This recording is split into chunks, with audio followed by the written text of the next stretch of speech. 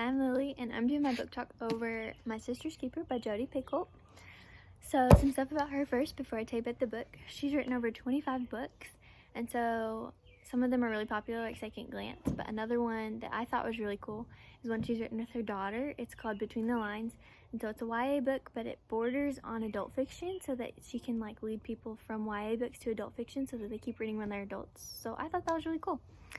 But she has a website, so this is her website. This is her up here, and then you can click on different things. She tells you about events she's doing, keeping up with her, some FAQs, contact her, but she also has all her books, and so you can click on those, and then if you pick one, it just takes you to the book and shows you some stuff about it and gives you a summary. And so yeah, so that's her website. But I think a lot of her books are probably realistic fiction, but this one is realistic fiction.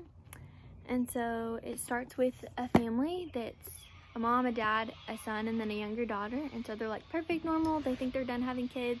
Like this is their family. And then when the daughter, Kate, turns 2, she's diagnosed with leukemia, which has no cure. And so they decide that they're gonna fight it and try and extend her life as long as possible.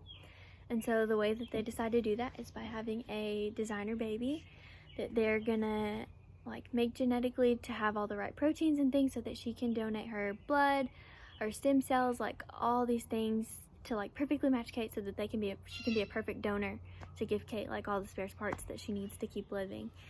And so Anna knows this from the time that she's born, and so she lives her life donating to Kate anytime that she needs it, anytime she needs blood or bone marrow or anything. And so she ends up having like 8 different surgeries and different things in the hospital to give Kate and donate to Kate. And so she decides that she's had enough of this when her parents tell her that she's going to donate a kidney to Kate. Kate's leukemia has come back and she's in renal failure and her kidneys are failing. And so she's going to need a kidney to keep living. And so Anna's a perfect match. And so they decide they're going to have Anna donate a kidney, but she decides she doesn't want to do that. So she goes out and finds a lawyer named Campbell Alexander, and she meets with him and tells him that she wants to be medically emancipated from her parents so she can make choices about her own body and decide if she wants to donate to Kate, not be told. And so he normally wouldn't take on a case like hers, but he decides to. And so they together start filling out something like this. This is my prop.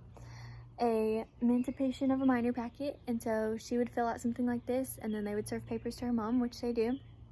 And so the mom decides that she's going to represent herself in court against Kate and Campbell, or against Anna and Campbell. And so they go to court and they're fighting out throughout the book, and it tells you just some background stuff about Kate and the family and how she got diagnosed and how Anna's dealt with this, but it also goes through all their different point of views so that you see what they're thinking throughout the trial, throughout things they've been through in the past, and then it just goes through it. And so in the end you find out if Anna gets emancipated or not. So if you want to find out if she gets emancipated and has to donate a kidney or not, then read My Sister's Keeper by Jodi Picoult.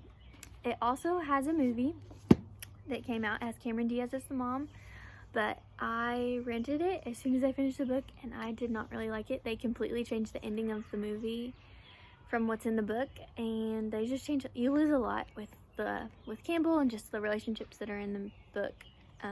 So yeah, I wouldn't recommend it, but the book is amazing, so I really, really do recommend it. And so yeah, read My Sister's Keeper.